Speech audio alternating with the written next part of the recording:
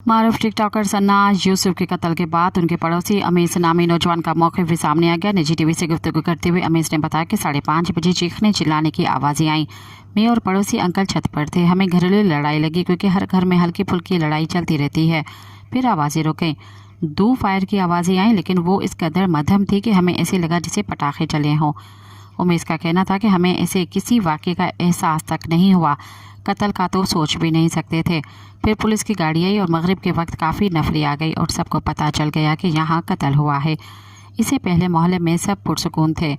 एक सवाल के जवाब में उमेश ने तस्दीक की है कि इस फैमिली को इस मकान में शिफ्ट हुए 3-4 माह ही हुए हैं।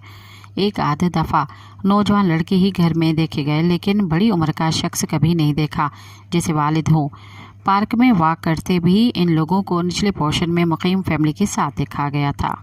सब्सक्राइब कयो अवामी न्यूज़ HD खे ऐं ताज़ा तरीन ख़बरुनि लाइ ॾिसंदा रहो अवामी न्यूज़ HD।